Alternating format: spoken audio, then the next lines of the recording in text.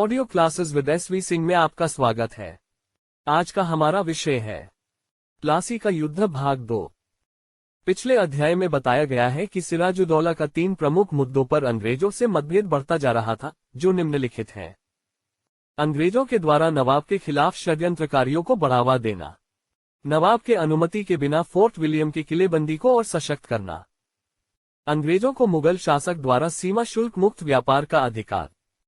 उपरोक्त कारणों के आधार पर अंग्रेजों और सिराजुद्दौला के बीच मतभेद बढ़ता गया।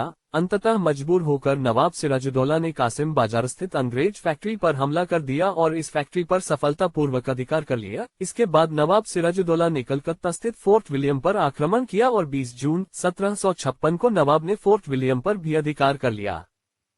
20 जून 1756 को फोर्ट विलियम पर अधिकार करने के पश्चात नवाब सिराजुद्दौला ने बंदी बनाए गए लगभग 146 कैदियों को, जिनमें स्त्रियां और उनके साथ बच्चे भी शामिल थे, इन सभी को एक कमरे में कैद करवा दिया। अगले दिन 21 जून 1756 की सुबह जब इस कमरे को खोला गया तो केवल 23 व्यक्ति ही जीवित बचे थे। जिंदा बचे लोगों में से इस घटना की जानकारी देने वाला अंग्रेज अधिकारी वॉलवेल भी था। इस घटना को ही कालकोठरी त्रासदी, ब्लैक होल ट्रेजेडी कहा जाता है। इस घटना के बाद कलकत्ता पर पुनः अधिकार करने के लिए अंग्रेजों ने मद्रास से रॉबर्ट क्लाइव के नेतृत्व में अक्टूबर 1756 में एक सैन्य टुकड़ी को कलकत्ता भेजा। रॉबर्ट क्लाइव कलकत्ता पहुंचकर एक बार फिर फोर्ट विलियम पर अधिकार कर लिया। नवाब सिराजुद्दौला ने कलकत्ता का नाम बदलकर अलीनगर कर दिया था और मानिकचंद को इसका प्रभारी नियुक्त किया, किंतु मानिकचंद ने अंग्रेजों से रिश्वत लेकर किला अंग्रेजों को सौंप दिया था।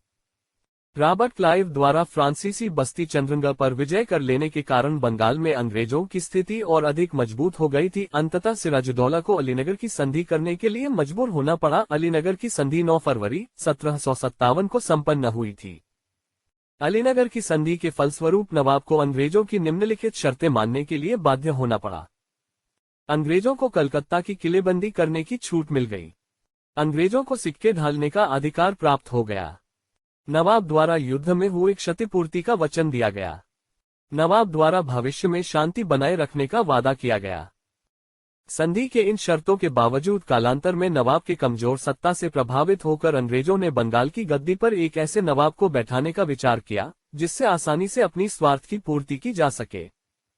रॉबर्ट क्लाइव ने नवाब सिराजुद्दौला के विरोधियों के साथ मिलकर एक षड्यंत्र रचना शुरू कर दिया। रॉबर्ट क्लाइव के इस षड्यंत्र में दरबार के महत्वपूर्ण व्यक्ति भी शामिल थे। इस षड्यंत्र में सिराजुद्दौला के विरोधियों ने रॉबर्ट क्लाइव का पूरा सहयोग दिया। सिराजुद्दौला के प्रमुख विरोधियों में निम्नलिखित व्यक्ति शामिल थे। मीर जाफर, सिराजुद्दौला का पूर्व सेनापति। रायदुर्लभ, बंगाल का दीवान। जगत सेठ, बंगाल का बड़ा व्यापारी। मीर जाफर, रायदुर्लभ और जगत सेठ, इन तीनों ने मिलकर अंग्रेजों से सिराजुद्दौला के खिलाफ एक षड्यंत्रकारी समझौता किया। इस समझौते में यह तय किया गया कि सिराजुद्दौला के खिलाफ एक छद्म युद्ध लड़ा जाएगा और इस युद्ध में सिराजुद्दौला को पराजित करके उसके स्थान पर मीर जाफर को बंगाल का नवाब नियुक्त किया जाएगा। इस षड्यंत्र को अंजाम देने के लिए 23 जून 1757 को नवाब सिराजुद्दौला एवं अंग्रेजी सेना प्लासी के मैदान में एकत्रित हुई। प्लासी बंगाल के नदिया जिला में गंगा भागीरथी नदी के तट पर स्थित है। प्लासी का युद्ध अंग्रेजों के लिए इसलिए महत्वपूर्ण हो गया था क्योंकि यह अंग्रेजों द्वारा भारत में पूरी तरह से सत्ता पर नियंत्रण करने का पहला अवसर था। प्लासी के युद्ध में अंग्रेजों की सेना का नेतृत्व रॉबर्ट क्लाइव कर रहा था, जबकि दूसरी तरफ सिराजुद्दौला की सेना का नेतृत्व उसके 3 सेनापतियों मीर जाफर, यार लतीफ खां और रायदुल्लभ के हाथ में था। वास्तव में प्लासी का युद्ध एक छद्म युद्ध था क्योंकि सिराजुद्दौला के तीनों धोखेबाज सेनापतियों ने युद्ध में निष्क्रियता दिखाए और बगैर युद्ध किए मैदान से वापस चले गए। नवाब के सेना का एक वफादार सहयोगी मीर मदान और मोहनलाल अंग्रेजों से वीरतापूर्वक लड़ते हुए वीरगति को प्राप्त हुए। 23 जून 1757 को लड़ा गया प्लासी का युद्ध अंग्रेजों ने युद्ध कौशल से नहीं जीता था, अतः यह युद्ध अंग्रेजों की सैनिक श्रेष्ठता का परिचायक नहीं माना जा सकता है, बल्कि यह तो एक षड्यंत्र मात्र था। प्लासी के युद्ध के संबंध में प्रसिद्ध इतिहासकार के.एम. पनिक्कर का कथन है कि प्लासी का युद्ध एक समझौता था जिसमें मीर जाफर और बंगाल के अमीर लोगों ने नवाब को अंग्रेजों के हाथों बेच दिया। प्लासी के युद्ध 1757 के पश्चात अंग्रेज अब बंगाल में नृप निर्माता, किंग मेकर की भूमिका में आ गए थे। 30 जून 1757 को मीर जाफर को बंगाल का नया नवाब बनाया गया।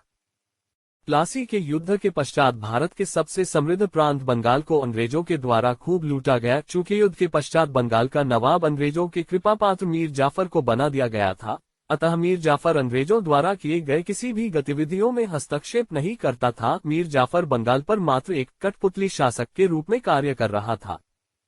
इतिहासकार के.एम. पनिक्कर ने बंगाल में 1765 से लेकर 1772 तक के काल को डाकू राज्य की संज्ञा दी है।